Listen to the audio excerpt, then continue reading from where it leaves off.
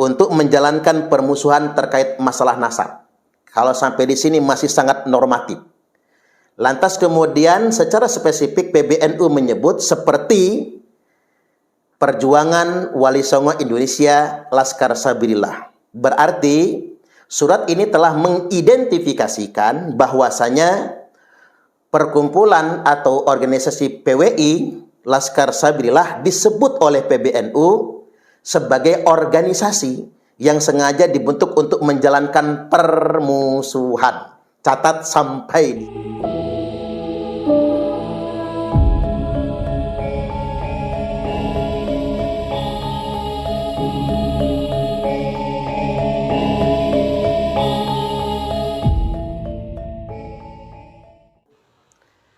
Pengurus Besar Nahdlatul Ulama PBNU telah mengeluarkan surat resmi berupa instruksi kepada semua jajaran pengurus NU dan warga Nahdliyin terkait dengan organisasi PWI Laskar Sabilillah dan kajian tentang nasab Bani Ba'alwi. Muncul pertanyaan, benarkah PBNU telah menolak PWI Laskar Sabilillah dan PBNU mendukung Bani Ba'alwi sebagai keturunan Rasulullah Sallallahu Alaihi Wasallam? Tanda tanya yang banyak. Baik, untuk menjawab ini coba kita simak cuplikan keputusan yang sempat saya baca.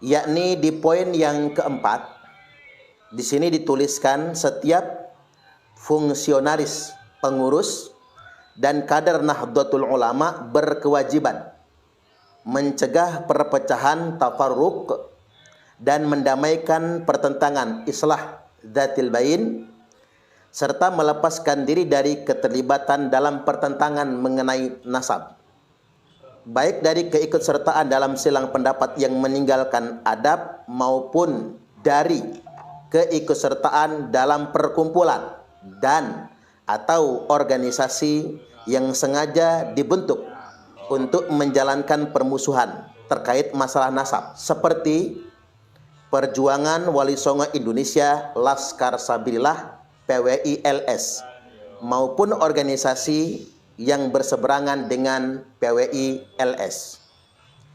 Jadi sini ada diksi yang benar-benar jelas agar pengurus NU dan kader NU tidak ikut serta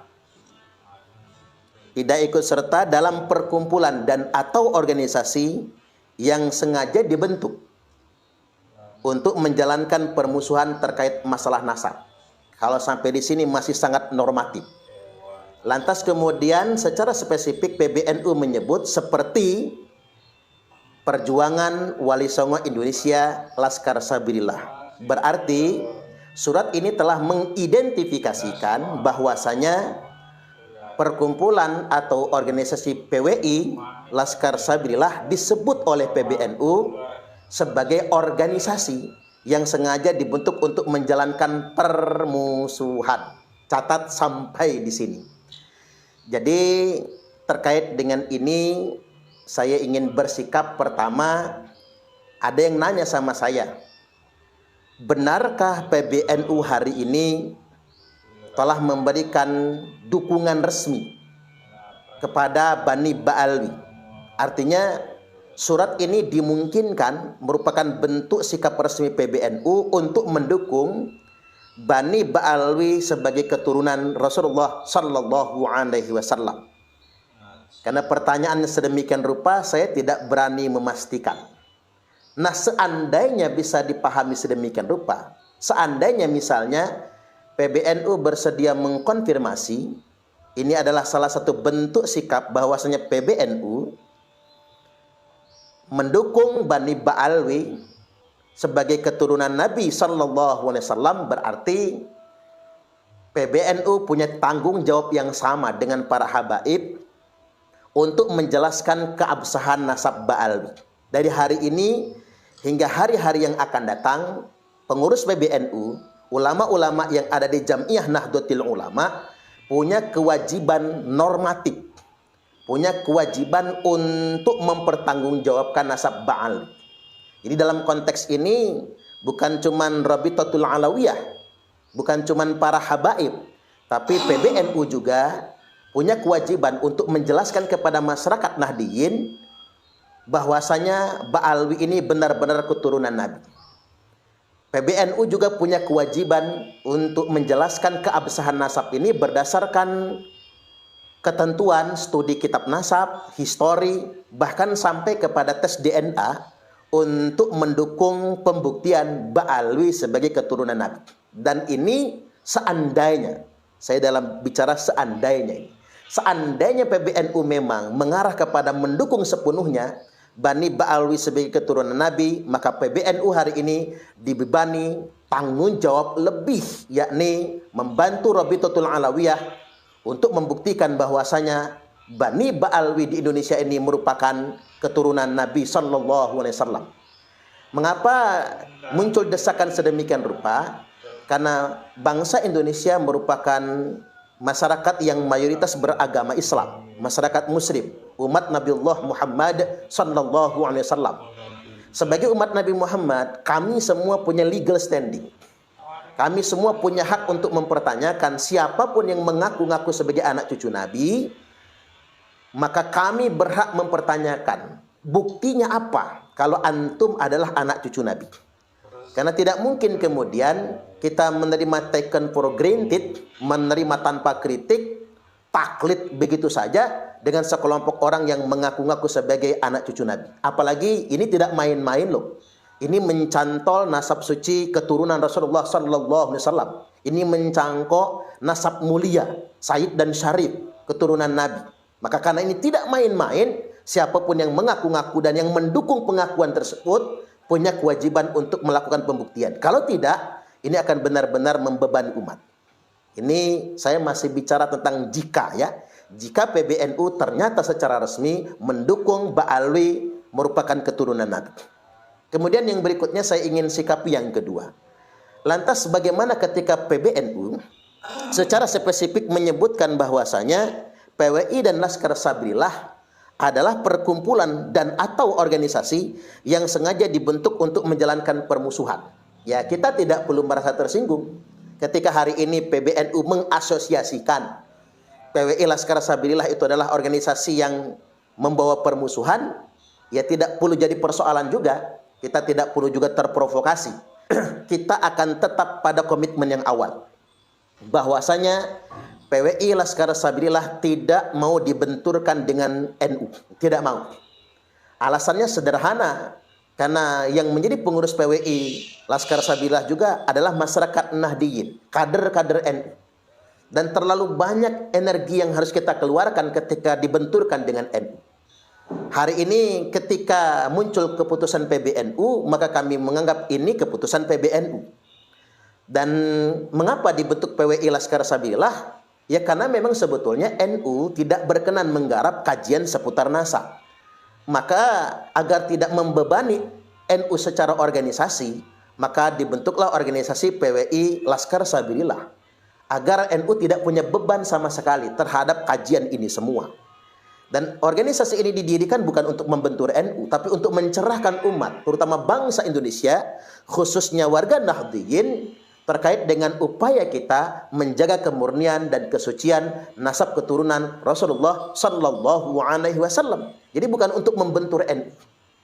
Hari ini ketika kemudian kita menjadi bagian dari NU, tidak bisa koheren dengan PBNU, maka tidak jadi masalah. Karena ketika kita secara organisasi tidak koheren dengan PBNU, karena memang PWILS itu bukan banom NU, ya ngapain koheren kan?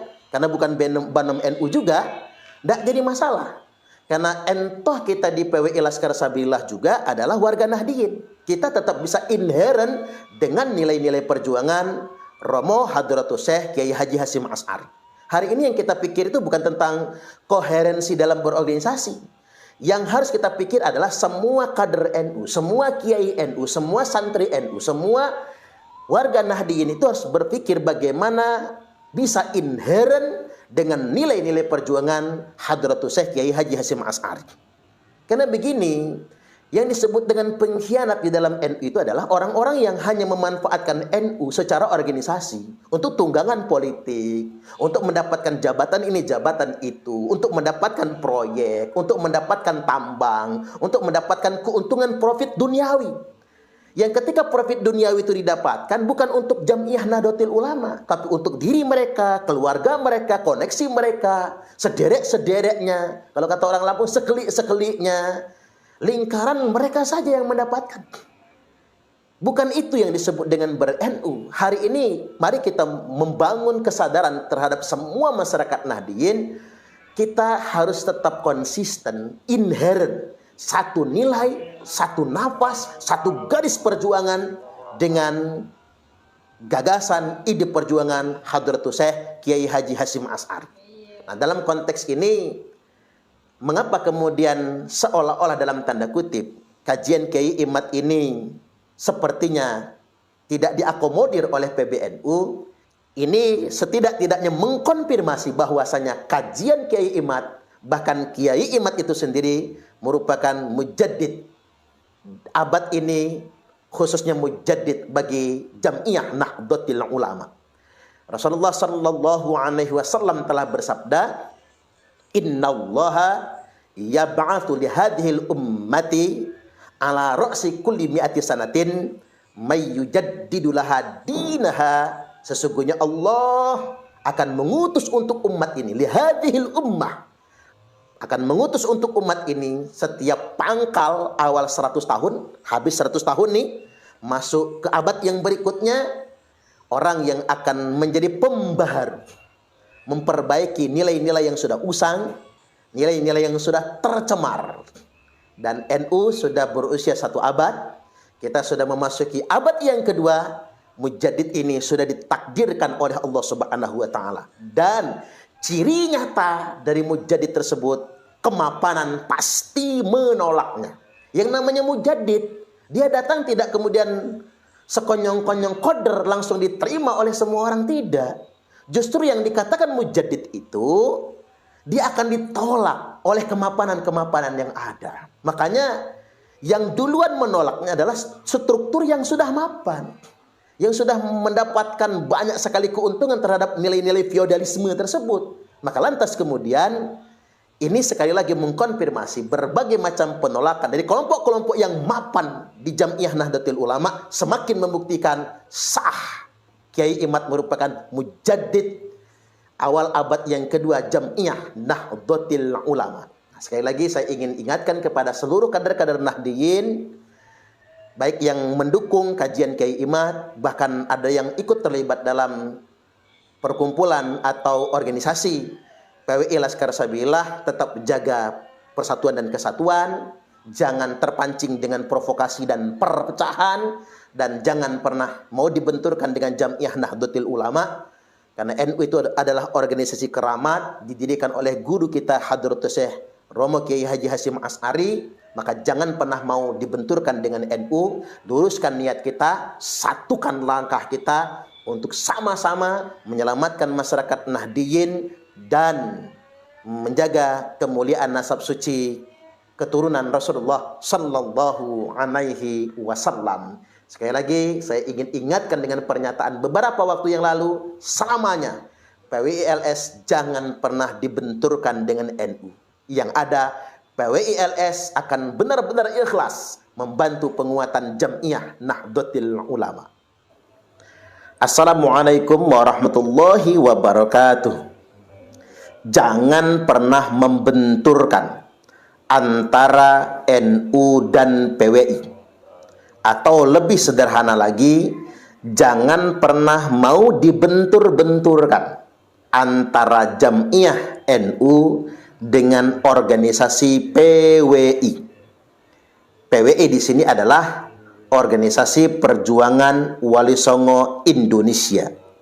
Mengapa ini mesti saya garis bawahi? Dikarenakan PWI sebagai organisasi baru bukan kompetitor, bukan pesaing Jam'iyah Nahdlatul Ulama. Justru sebetulnya Organisasi Perjuangan Wali Songo Indonesia didirikan oleh kader-kader NU. Baik kader NU yang di struktural maupun kader NU yang di kultural. Artinya memang kendati pun PWI Laskar Sabilillah bukan Banom NU, tapi organisasi ini didirikan oleh kader-kader NU. Makanya kader-kader NU di PWI dan di Laskar Sabilillah jangan pernah mau dibenturkan dengan NU.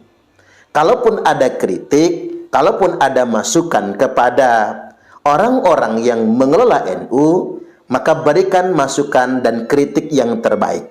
Karena pada dasarnya yang mengelola Jam'iyah Nahdlatul Ulama juga manusia biasa.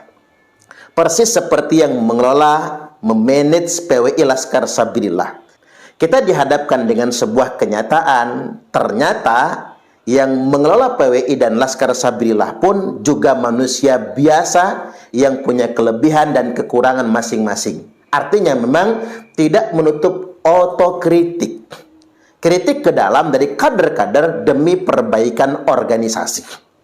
Kemudian yang berikutnya, saya membuat perumpamaan. PWI, Perjuangan Wali Songo Indonesia, dan Laskar Sabilillah ini yang dibentuk oleh kader-kader NU diumpamakan seperti sekoci. Sedangkan Jam'iyah Nahdlatul Ulama, NU adalah sebuah bahtera besar. Sebuah kapal besar yang di saat-saat tertentu dihadapkan dengan ancaman, badai dan gelombang, atau bentuk ancaman yang lainnya.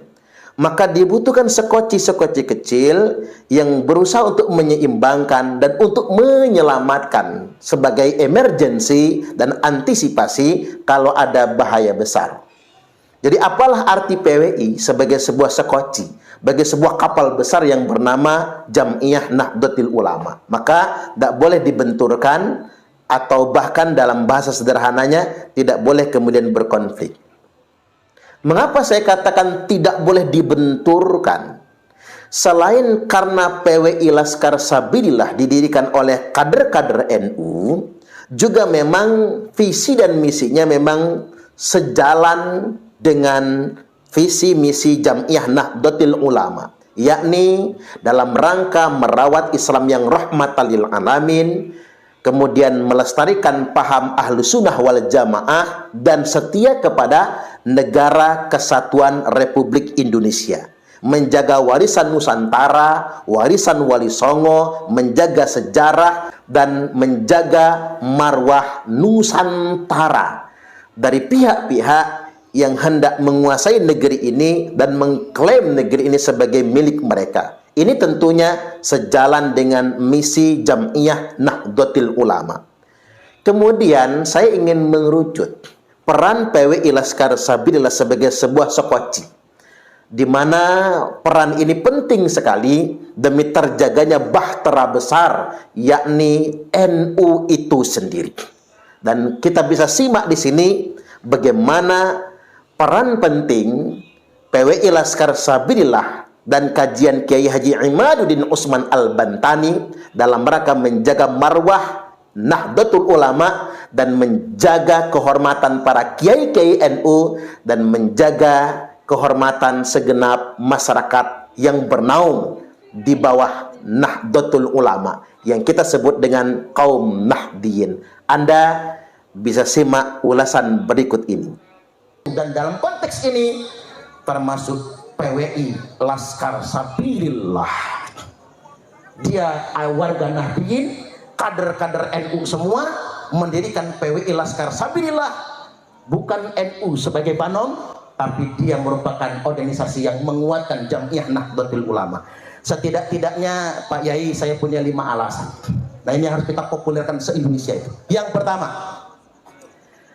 sejak munculnya kajian Kiai Imaduddin Usman Al-Bantani dan sejak adanya PWI Laskar Sabilillah, orang-orang yang tadinya mengklaim sejarah NU sudah tidak berani bunyi lagi. Coba bayangkan, mereka berani mengatakan pendiri NU itu ada 4, nambah 1, yakni Habib Hasim bin Yahya. Suaking manutnya kiai-kiai kita sama Habib, nggak berani ngebantah.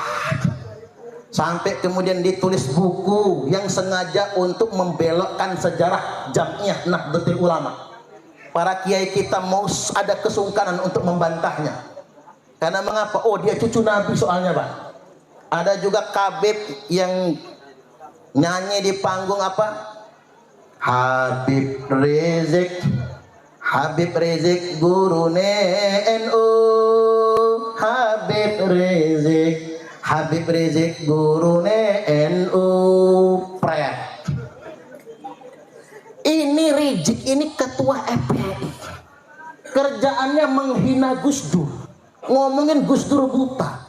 Selama ini kita nggak berani mengkritiknya, Pak, karena takut kalau itu putunya Kanjeng Nabi. Nah, sejak ada kajian Kiai Imad dan nyata bagi kita, oh ternyata bukan.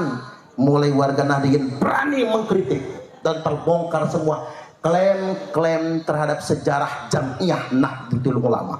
Ini nggak bisa kita hilangkan. Yang kedua, klaim terhadap sejarah Negara Kesatuan Republik Indonesia. Sejarah kita diklaim, Wali Songo kemudian dibaalwikan. Ini fakta loh, Pak. Siapa yang berani berbicara ketika Wali Songo dibaalwikan? Nah, di sini ada saksi ini, sejarah garis darah Sayyid Muhammad Afandi. Kakeknya adalah Syekh Abdullah Kahfi, pendiri pesantren tertua zaman Wali Songo. Itu saksi sejarah. Dan tes DNA-nya J1. Sidogiri juga begitu, tes DNA-nya J1. Jelas itu Bapak Ibu. Sedangkan yang hari ini mengklaim Wali Songo, DNA-nya beda. Wali Songo DNA-nya J1, sedangkan mereka DNA-nya G, jauh ke beduk. Yang satu ke sono, yang satu ke sono. Udah beda itu. Sejarah NKRI diklaim, Imam Bonjol dihabibkan, sampai bendera merah putih diklaim, lagu-lagu kebangsaan kemudian diklaim. Dan ngapunten nih, ngapunten, pemerintah saja nggak berani ngomong. Saya tunggu-tunggu, adakah yang berani ngomong? Hei pemerintah yang digaji oleh rakyat, hei pemerintah yang menikmati kehidupan, digaji oleh rakyat, dibayar oleh rakyat, mana cangkemmu? Ada orang yang mengklaim pahlawan kita, mana cangkemmu? Halo? Ini selain Pak Agus, kalau Pak Agus mendukung kita soalnya. Saya mohon maaf, orang-orang yang digaji oleh rakyat, punya gaji besar, punya jabatan Bapak Ibu, yang punya kewajiban menjaga Negara Kesatuan Republik Indonesia, saat ada segerombolan orang mengklaim negara kita, mengklaim sejarahnya, mana suara orang-orang yang digaji oleh rakyat? Sejak adanya PWI Laskar Sabilillah, mereka nggak berani lagi mengklaim. Berarti kita menguatkan Bapak Ibu. PWI Laskar Sabilillah ini bukan provokator, menguatkan kehidupan berbangsa dan bernegara kita. Sampai mereka mengatakan Indonesia ini bintu tarif.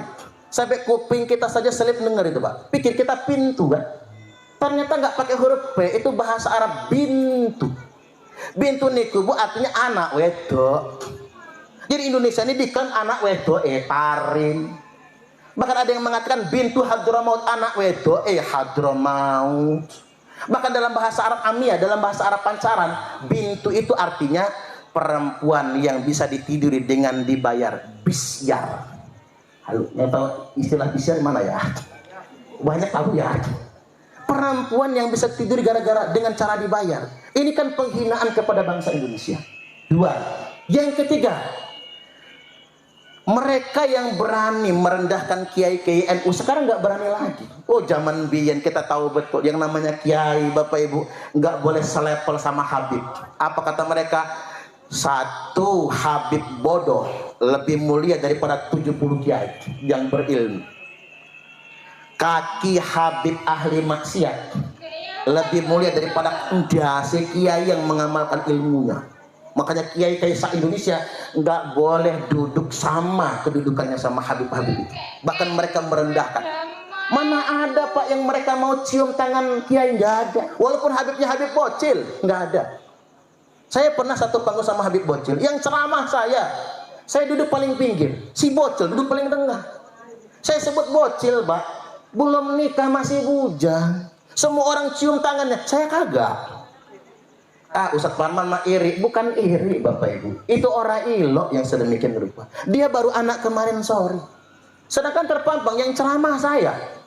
Kecuali kalau saya cuma tamu. Ini fakta dan kenyataan Bapak Ibu. Nggak mau mereka membukukan badan sama kiai-kiai NU, nggak mau. Tapi sejak ada kajian, sejak ada PWI Laskar Sabilillah, mulai mereka cari perhatian ke kiai-kiai NU.